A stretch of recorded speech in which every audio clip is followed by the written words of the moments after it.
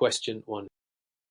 When faced with a situation where Maria's form fails to display updated data after an underlying table change, she suspects that the form's data block query settings are too restrictive. Which action should Maria take first to diagnose the issue? A. Modify the blocks where caused dynamically in when new form instance trigger. B. Recompile the form and hope the runtime engine refreshes automatically. C. Check the block's query allowed property and compare it to runtime behavior. D. Change the form's canvas type to stacked canvas to refresh data. Answer. Correct answer. C. Explanation. The first step is to verify whether querying is allowed in the data block's properties, ensuring no restrictions prevent retrieving updated records. Relying solely on recompilation doesn't address property-level constraints, and changing canvas type won't influence data retrieval logic. Modifying the where cause might help later, but is premature without confirming core block properties. This aligns with Oracle for best practice of validating property settings before altering logic. Question 2. The underlying principle of Oracle Forms runtime execution is that different module types are handled in distinct ways. Which statement best reflects how the SQL library differs from menu module? A. SQL library contains only stored database procedures. B. Menu module defines user navigation structure. Woolly SQL libraries centralize reusable program units. C. PSQL library must always be attached at compile time, never at runtime. D. Menu module is compiled to. ELL Woolly SQL libraries are compiled to. Answer. Correct answer. B. Explanation. Menu modules define UI navigation and options. SQL libraries store reusable code for triggers, program units, and packages across multiple forms. They are compiled differently. MMB for menu, PLL for libraries, but attachment can be both design and runtime. Option is wrong because libraries can have functions and packages, not just stored procs. Option C is incorrect. Libraries can be attached at runtime. Option D reverses the compilation extensions. Question 3. Considering the evidence, John is designing a mass detail form in Oracle Forms. After creating the relationship, detail records are not appearing when the master changes. What is the most likely cause? A. The foreign key columns are not displayed on the detail canvas. B. The relations coordination property is set to deferred instead of immediate. C. The detail block's primary key is missing in the database. D. The master block's navigation style is set to non-navigable. Answer. Correct answer. B. Explanation. Coordination property controls when the detail query fires. If set to deferred, detail records won't refresh until an explicit query causing apparent non-display. Displaying foreign keys is optional for functionality. Missing PK in the detail table won't block retrieval if the relationship is defined correctly. Navigation style of the master block doesn't influence data coordination timing. Proper coordinate settings ensure synchronized master detail updates. Question 4.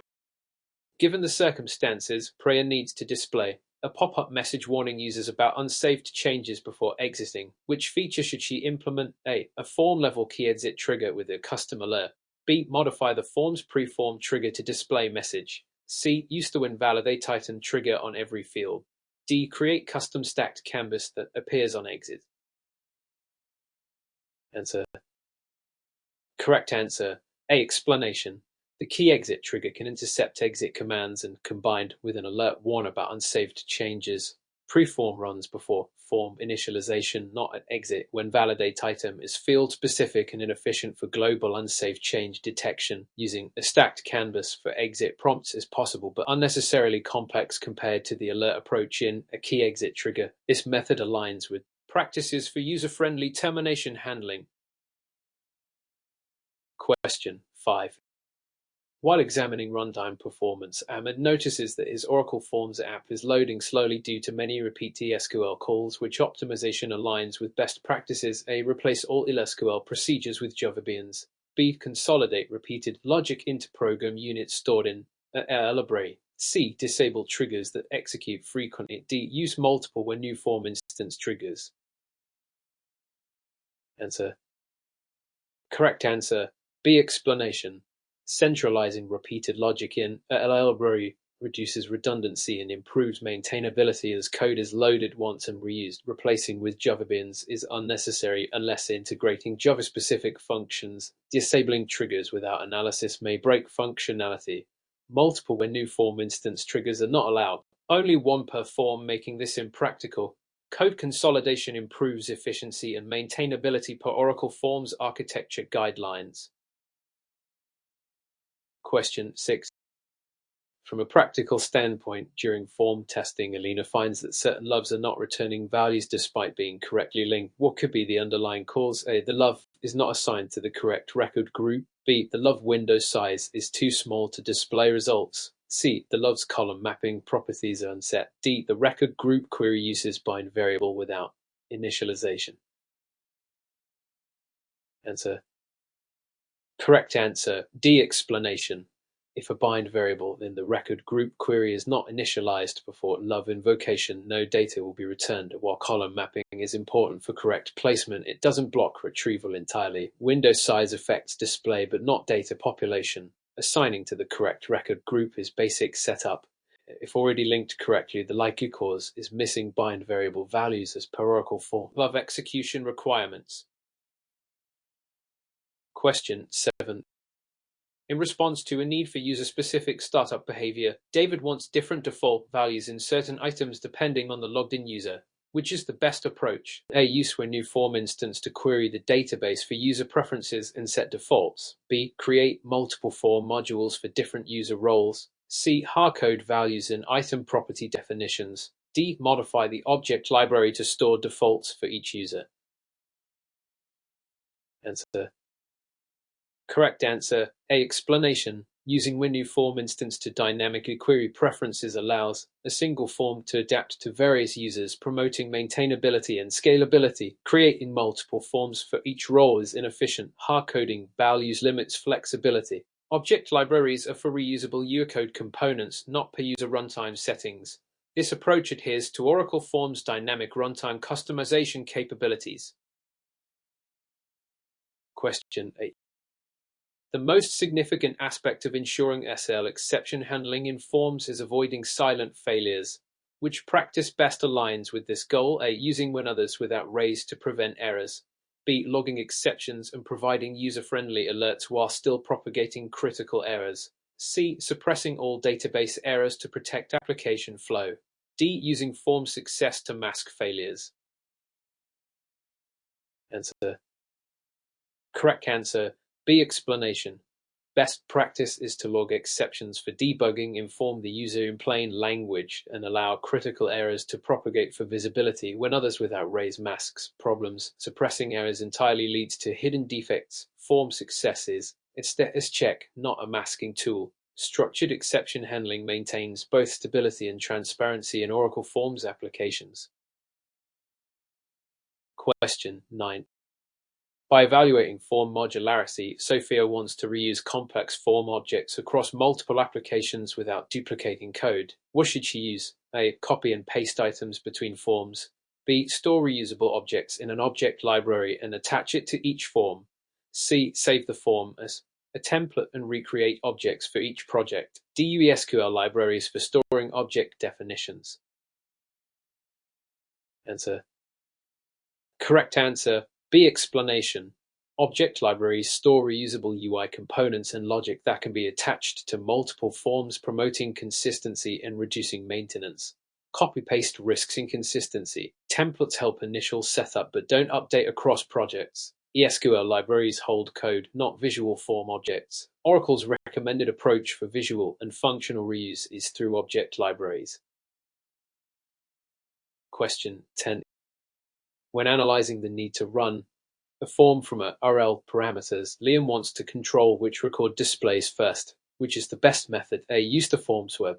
CFG to hardcode parameters. B. Pass parameters in the URL and retrieve them in the when new form instance trigger. C. Modify the object navigator to predefine queries. D. Create a custom love to select initial records. Answer. Correct answer, B. Explanation. Passing parameters in URL and retrieving them via getApplicationProperty or parameter statements in WinNewForm instance is the most flexible, allowing dynamic initial record control. Hardcoding in FormSweb. CFG reduces adaptability. Object Navigator is a design time tool, not runtime logic. Loves allow selection but require user input, and they don't automate initial record retrieval. Question 11. In light of recent developments, HANA needs to change a form's behavior so that after record is inserted, specific ESL process runs automatically without user action. Which trigger is most suitable? A. Post-insert trigger. B. When button pressed trigger. C. On-commit trigger. D. Key direct trigger. Answer. Correct answer, A. Explanation. Post-insert runs immediately after a successful record insertion and is ideal for executing follow-up processes automatically. When button pressed is user-driven and unrelated to automatic post-insert logic. On-commit runs at commit time, potentially processing multiple changes at once, not individual inserts. Key direct handles deletion, not insertion. Oracle Forms trigger hierarchy guides using post-insert for immediate post-DML actions. Question 12. By comparing two approaches to building a data block, what advantage does manually creating a block have over using the data block wizard? A. Faster creation without property configuration. B. Greater control over queries, triggers, and data sources. C. Automatic generation of default loves. D. Avoidance of database connectivity. Answer. Correct answer, B. Explanation. Manual creation provides precise control over query logic, triggers, and integration with complex data sources, enabling advanced customization. The wizard is faster but more generic. Default loves aren't automatically generated in manual mode. Database connectivity is still required in both methods, unless working with non-database blocks. This flexibility is key for advanced Oracle Forms development. Question 13. During the process of designing a stacked canvas, Omar notices items are not visible even though they exist in the Object Navigator. What is the most likely reason? A. Items are placed on a different canvas not currently displayed. B. The form runtime environment is outdated. C. The stacked canvas has no associated data block. D. The love attached to the item is empty. Answer. Correct answer, C. Explanation. A stacked canvas without an associated data block may display visually but not show items at runtime because items need to belong to an active block for interaction. Different canvas placement can cause visibility issues, but not if this is the intended canvas. Outdated runtime is rare and unrelated to item display. An empty love affects search options, not basic item visibility. Question 14. In terms of user navigation, Sophia wants a button to move the cursor to a specific item on another canvas. Which built-in should she use? A. Execute query. B. Go item. C. Next block. D. Show view. Answer. Correct answer, B. Explanation. Go item navigates directly to a specified item even across canvases, making it ideal for targeted cursor movement. Execute query refreshes data, not navigation. Next block moves sequentially to the next block, not a specific item. Show view displays a canvas but doesn't set the cursor focus. Built-in navigation functions ensure precise user guidance in Forms applications. Question 15. In response to performance bottlenecks, Lucas finds that large record groups slow down love loading. What is an effective solution? A. Replace the record group with a stored procedure returning filter data. B. Preload all possible records into memory at form startup. C. Increase the love window size. D. Disable love validation triggers. Answer. Correct answer, A. Explanation. Using a stored procedure to return only filter results minimizes data transfer and improves love performance. Preloading all data increases memory use and load times. Window size affects display, not loading speed. Disabling validation triggers may harm data integrity without solving performance problems. Oracle Forms optimization focuses on reducing unnecessary data retrieval. Question 16. As a result of security concerns, Julia must ensure that sensitive database operations in her form cannot be directly modified by end users. What is the most appropriate safeguard? A. Store critical SQL logic in the database as stored procedures and call them from the form. B. Hide the triggers from the object navigator. C. Place all code in when button pressed triggers. D. Rename data blocks to obscure their function. Answer. Correct answer. A. Explanation. Moving critical logic to the database layer ensures it's secure and not easily altered by unauthorized users, maintaining integrity and central control. Hiding triggers doesn't prevent access to the compiled form. Placing logic in button triggers exposes it in the form source. Renaming blocks offers no real protection. Oracle recommends encapsulating business logic in stored procedures for security. Question 17. Throughout the course of debugging a form, Ethan uses the form's debugger but notices variable values don't update in real time. What might be the cause? A. Breakpoints are set in inactive triggers. B. The runtime is using an incorrect configuration file. C. The database session has expired. D. The trigger code uses package variables without refresh logic. Answer. Correct answer. D. Explanation. Package variables retain state across calls and may not reflect expected changes unless explicitly updated or refreshed, causing confusion in debugging. Inactive trigger breakpoints stop execution but don't impact variable updates. Wrong configuration files affect environment settings, not variable monitoring. Session expiration causes runtime errors, not partial variable updates. This issue is known behavior forms debugging. Question 18. Under the assumption that Martin needs his form to automatically refresh data every 5 minutes without user input, which feature should he use? A. Use a timer object with an associated when timer expired trigger. B. Place the refresh logic in the post query trigger. C. Modify the form's query array size property. D. Use custom love to reload the block. Answer. Correct answer. A. Explanation. A timer combined with when timer expired allows scheduled execution of refresh logic, enabling periodic updates without user intervention. Post query runs after data retrieval, not on a schedule. Query array size controls fetch batch size, not timing. Loves are for data selection, not automated refreshing. Timers are the built-in method for timed operations in Oracle forms. Question 19. By evaluating an airlock inner when new block instance trigger, Lee finds the form is running unnecessary queries. What is the best approach to prevent this? A. Add conditional logic to skip execution if the block is not relevant. B. Move the code to a when new form instance trigger. C. Disable all block level triggers. D. Use go item to avoid firing the block trigger. Answer. Correct answer. A. Explanation. Conditional logic ensures code runs only when necessary, reducing unnecessary queries and improving performance. Moving to a new form instance runs logic too early, possibly missing needed context. Disabling all triggers breaks essential functionality. Go item changes navigation but may still fire triggers for other blocks. Fine-tuned conditions are a standard optimization in forms development. Question 20. With respect to integrating external functionality, Karen wants to play a sound file when a form event occurs. Which technique is most appropriate?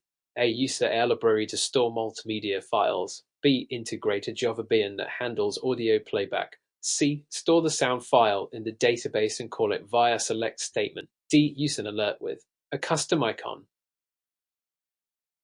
Answer. Correct answer. B. Explanation. Java bins can extend Oracle forms with Java capabilities, including multimedia playback, by embedding them in the 4PSQL libraries cannot store or execute audio. Storing sound in the database is possible but requires an external player, not forms alone. Alerts are for text messages and cannot play sounds. Java bins are the supported way to add external, platform-specific features. Question 21. In contrast to typical navigation, Rachel wants the cursor to skip a calculated field during tabbing but still display its value. What should she change? A. Set the field's navigation property to no. B. Change the field's canvas type to toolbar. C. Disable the field's keyboard navigable property. D. Remove the field from the data block. Answer. Correct answer. C. Explanation. Disabling keyboard navigable keeps the field visible and updated, but removes it from the tab sequence, which is ideal for calculated fields. Changing the canvas type affects layout, not navigation behavior. Navigation property. No applies to blocks, not individual fields. Removing the field from the block removes its functionality entirely, which is not desired. Question 22. The core principles of Oracle Forms suggest separating logic from interface when possible. Which practice best supports this? A. Embedding all business rules in when validate item triggers. B. Moving business rules into SQL libraries or database stored procedures. C. Creating multiple identical forms for different logic scenarios. D. Using stacked canvases for logic separation. Answer. Correct answer. B. Explanation. Centralizing business rules in SQL libraries or stored procedures promotes maintainability and reuse while keeping forms focused on interface tasks. Embedding all rules in triggers causes duplication. Multiple identical forms lead to maintenance issues. Stacked canvases are a feature, not a logic separation method. Question 23. The question remains whether Maria's love should display only active customers. What is the most effective way to implement this restriction? A. Add where clause to the love's record group query filtering by status. B. Reduce the love column width to hide inactive customers. C. Filter the love after it is displayed using post query. D. Use go block to navigate away from inactive customers. Answer. Correct answer. A. Explanation.